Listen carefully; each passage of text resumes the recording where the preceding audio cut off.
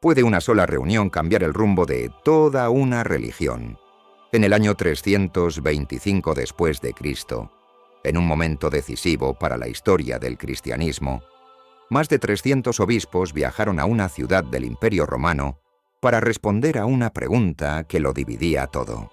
¿Es Jesucristo verdaderamente Dios o es simplemente una criatura creada por Él? La respuesta a esta pregunta no solo definiría los próximos siglos, sino que sigue resonando en los altares, las iglesias y los corazones de millones hoy en día. Quédate hasta el final, porque lo que ocurrió en el Concilio de Nicea fue mucho más que un debate teológico. Fue una batalla por la verdad que aún arde en nuestros días. El cristianismo del siglo IV ya no era una pequeña secta perseguida. Había crecido, y mucho. En todas las regiones del imperio, desde Britania hasta Siria, las iglesias florecían. Pero también surgían interpretaciones contradictorias sobre quién era realmente Jesús. Algunos afirmaban que era plenamente Dios. Otros, como Arrio, sostenían que fue creado por Dios y que, por tanto, no era eterno. Esta división no era un simple desacuerdo académico, era un cisma en gestación. Los obispos intentaban mantener la unidad, pero la tensión crecía. El cristianismo necesitaba una voz común, una afirmación firme de su fe. Y el momento clave llegó cuando el emperador Constantino intervino. Constantino, que había legalizado recientemente el cristianismo mediante el Edicto de Milán, no era un experto en teología, pero entendía de política, y sabía que un imperio dividido por la religión era un imperio débil. Por eso decidió hacer algo sin precedentes. Convocó un gran concilio, una reunión universal de obispos para resolver de una vez por todas la cuestión de la divinidad de Cristo. Y lo hizo a lo grande. Pagó los viajes, ofreció hospedaje y eligió como sede una ciudad cómoda y accesible, Nicea. Lo que Constantino quizá no esperaba era la intensidad del conflicto. Para él, se trataba de una discusión técnica entre religiosos, pero cuando vio las pasiones que desataban las posturas opuestas, comprendió que estaba ante un incendio espiritual que podía arrasarlo todo. Aún así, decidió participar. Entró al concilio con todos los símbolos de su poder imperial: capa púrpura, joyas y majestad. Pero sin guardias, sin ejército. Era su manera de mostrar respeto ante los obispos. No como emperador absoluto, sino como un hombre que pedía unidad. Y esos obispos no eran cualquier grupo. No eran teóricos sentados cómodamente en sus diócesis. Muchos de ellos llevaban en sus cuerpos las huellas de las persecuciones que habían sufrido por confesar a Cristo. Había quienes habían pasado años en prisión, quienes caminaban con dificultad, quienes no veían de un ojo o habían perdido dedos por negarse a renegar de su fe. El ejemplo más conmovedor fue Pafnucio, obispo egipcio, que llegó con el rostro desfigurado y la pierna mutilada. O Pablo de Neocesarea, cuyas manos aún mostraban cicatrices de las brasas que intentaron quebrantar su fe. Eran hombres marcados por el dolor, pero inquebrantables. El centro del debate fue un presbítero de Alejandría llamado Arrio. Sus enseñanzas afirmaban que Jesús era el Hijo de Dios, sí, pero no eterno. Decía que hubo un momento en que el Hijo no existía, que fue creado, y por tanto, no podía ser igual al Padre.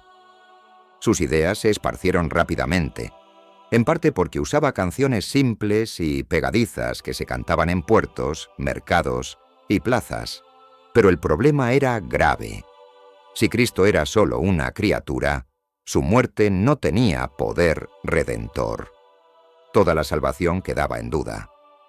La oposición más fuerte a Arrio vino de un joven y brillante diácono, Atanasio. Aunque aún no ocupaba un alto cargo, Su claridad y firmeza lo convirtieron en la voz más poderosa en defensa de la divinidad de Cristo. Su argumento era imbatible: solo Dios puede salvar.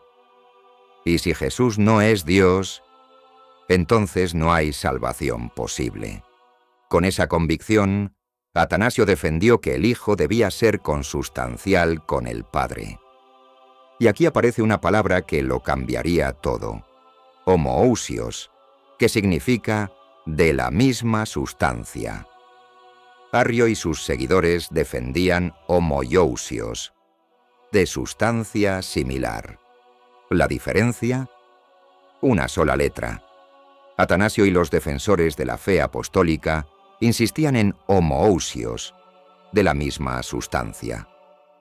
Parecía un detalle mínimo, pero esa letra marcaba la frontera entre reconocer a Cristo como plenamente Dios o reducirlo a una criatura más, aunque excepcional.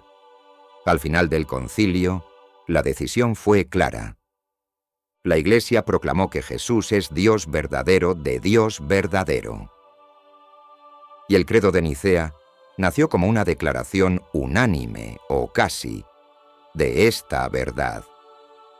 Sin embargo, no todos se alinearon. 2 obispos y Arrio mismo se negaron a firmar el credo y fueron exiliados. Sus escritos fueron condenados y sus enseñanzas declaradas heréticas. Pero el conflicto no terminó allí. Durante décadas el arrianismo continuó dividiendo a la Iglesia. Varios emperadores posteriores simpatizaron con la doctrina de Arrio, y Atanasio fue desterrado hasta 5 veces por mantenerse fiel al credo de Nicea. Vivió perseguido, acusado, incomprendido, pero jamás retrocedió. La controversia llegó a su fin medio siglo después, en el concilio de Constantinopla del año 381, donde no solo se reafirmó lo establecido en Nicea, sino que se añadió algo fundamental: la declaración de la divinidad del Espíritu Santo, completando así la definición trinitaria que profesamos hasta hoy. El concilio de Nicea no fue solo un hito teológico, fue un acto de valentía, una afirmación de fe ante la confusión. Sentó las bases de los concilios ecuménicos posteriores, marcó la unión entre Iglesia e imperio y allanó el camino para que, décadas después, el cristianismo se convirtiera en religión oficial del Imperio Romano. Pero más allá de lo político, lo que está en juego es quién es Jesús, porque si Cristo no es Dios, entonces la cruz pierde su poder y la resurrección deja de tener sentido. Nicea nos recuerda que hay verdades por las que vale la pena luchar, que una sola palabra puede preservar siglos de fe, y que incluso en medio de la confusión y el poder, siempre habrá quienes se levanten como Atanasio para decir: Jesús no es una creación, Él es el Salvador, Él es Dios. Ahora dime tú, ¿conocías esta historia? ¿Sabías que la fe que hoy profesamos fue defendida con tanto sacrificio? Déjame tu comentario, compártelo con alguien que necesite redescubrir el poder de lo que cree, y nos vemos en el próximo vídeo.